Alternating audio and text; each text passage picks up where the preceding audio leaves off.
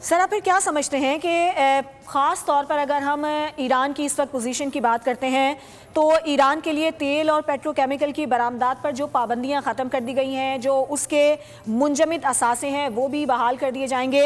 عبداللہ حمید گل صاحب بھی ہمارے ساتھ موجود ہیں۔ عبداللہ صاحب بہت شکریہ آپ کا۔ آپ کے سامنے یہ سوال ہے کہ ایران کو اس جنگ کے یقیناً نقصانات تو ہوئے ہیں، لیکن اگر ہم تصویر کا دوسرا رخ دیکھیں تو ایران کو اس سے کیا فوائد حاصل ہوئے ہیں، اس کے منجمد اثاثوں کو لے کر، اس کی تیل کی برآمدات کو لے کر، پیٹرو کیمیکل کو لے کر، اور پاکستان اور ایران کے تعلقات اب کیسے بنتے نظر آتے ہیں؟ بسم اللہ الرحمن الرحیم، بہت بہت شکریہ جی، اور بڑی خوبصورت ڈاکٹر منور صاحب نے ہمیشہ کی طرح بات کی، اور آپ کو بھی، ناظرین کو السلام علیکم۔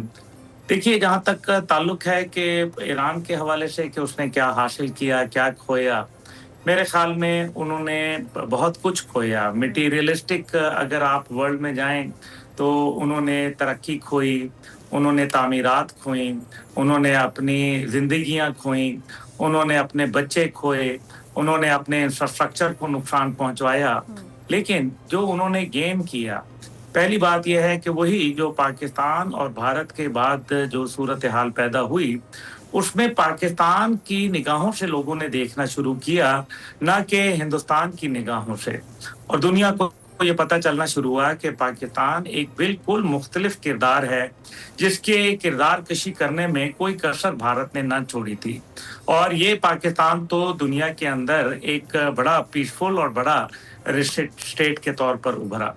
دوسری جانب ایران کے حوالے سے جو واویلا کیا گیا کہ وہ ایک روگ سٹیٹ ہے، وہ کانسیپٹ میرے خیال میں اب شیٹر ہو کے رہ گیا، اور دنیا نے دیکھا کہ ڈپلومیٹک ایفرٹس کے اندر، پولیٹیکل ایفرٹس کے اندر، اسی طریقے سے ایران کی resilience, will to fight, resist کرنا، اور ان کی ٹیکنالوجی، کیونکہ اس سے پہلے تو دنیا امریکہ اور اسرائیل کی ٹیکنالوجی کے اوپر بات کرتی تھی، ان کو پتہ ہی نہیں تھا کہ ایران اتنا زیادہ ڈیولپ ہو چکا ہے۔ تو ملٹری اسٹریٹجی، ٹیکنالوجی اور اسی طریقے سے دیگر امور کے اندر ایران نے چاروں شانے چت گرایا ہے امریکہ اور اس کے تمام لوگوں کو۔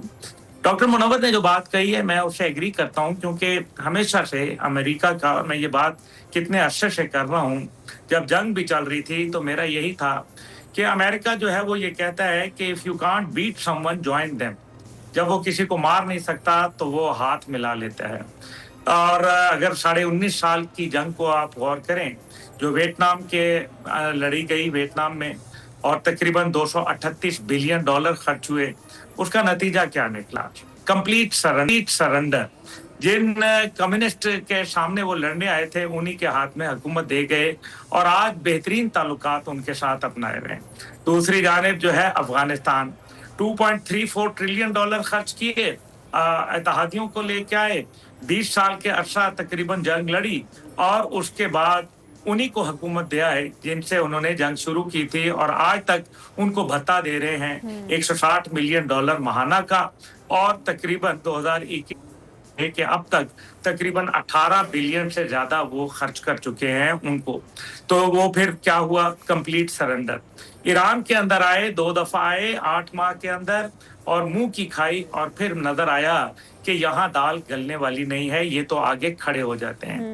جو لوگ کھڑے ہو جاتے ہیں، یاد رکھیے ایران نے بہت کچھ پایا، انہوں نے ایک قوم واپس حاصل کر لی، انہوں نے ایک ملک کی شناخت واپس حاصل کر لی، انہوں نے سیلف ریلائنس کے اوپر، خود انحصاری کے اوپر توجہ دی، ہر چیز میڈ ان ایران بنائی، انہوں نے بہت بڑی قربانی دی۔ لیکن اسلام ہر بار کربلا کے بعد زندہ ہوتا ہے، اس میں کوئی دوسری رائے نہیں ہے۔ ان کی لیڈرشپ نے ثابت کیا کہ وہ چور، ڈاکو، گنڈے، لٹیرے اور وطن فروش نہیں، بلکہ انہوں نے سب سے پہلے شہادت دے کے ایک ایسا اگزامپل سیٹ کی جس نے پوری قوم کو ایک نئے جو مقام پہ لا کے کھڑا کر دیا، اور قوم نے کہا کہ لیڈرشپ جو ہے وہ ہماری بوریا نشین اور شہادت دینے والی ہے تو ہم کسی سے کم کیوں ہوں. تو یہ باتیں جو ہیں یہ بہت اہم ہیں، لیکن ان سب میں ابھی بہت سارے مسائل ہیں. ڈاکٹر منور کی پہلی بات سے جو ہے میں ایگری کرتا ہوں، لیکن میں دوسری بات پہ کہ ابھی ایران اور امریکہ کے تعلقات کی قربت ابھی اس میں وقت لگے گا. اس کی سب سے بڑی وجہ یہ ہے کہ اسرائیل کے ساتھ ان کی دہائیوں سے ایک ایسوسیشن ہے، ایک آئیڈیولوجیکل بانڈنگ ہے. ان کے جو لوگ ہیں ان کی ایک سرشت کے اندر اسرائیل سے محبت اور اس کی غلامی ان کے اندر ڈل چکی ہے. یہ اتنی آسانی سے نہیں جائے گی.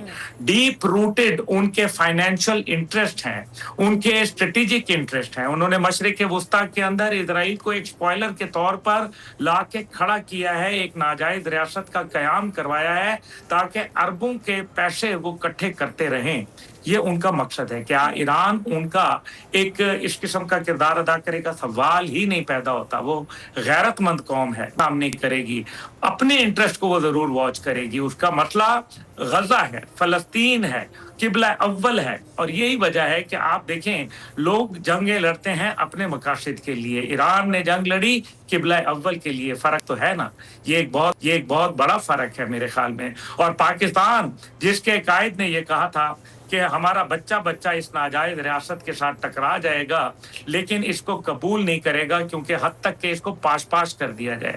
یہ الفاظ تھے. تو قائد اعظم کے کال کو دیکھیں، پاکستان کے موقف کو دیکھیں اور اسی طرح سے ایران کے موقف کو دیکھیں تو دو دنیا میں ایسے لوگ ہیں، ایسے ممالک جو طاغوت کو چیلنج کرتے ہیں اور آنکھوں میں آنکھیں ڈال کر چیلنج کرتے ہیں. بالکل ایران نے جو ہے وہ بہت زبردست انداز میں اپنا دفاع کیا ہے، اور جہاں اپنی لیڈرشپ کی بات کی تو وہاں پر بھی قربانیاں ہمیں دیکھنے میں آئی. ظاہر شاہ شیرازی سینئر تجزیہکار ہیں، انہوں نے بھی ہمیں جان کے ظاہر بہت شکریہ آپ کی قیمتی وقت کا. لیکن سبسکرائب کریں اور بیل دبائیں تاکہ کوئی خبر رہ نہ جائے.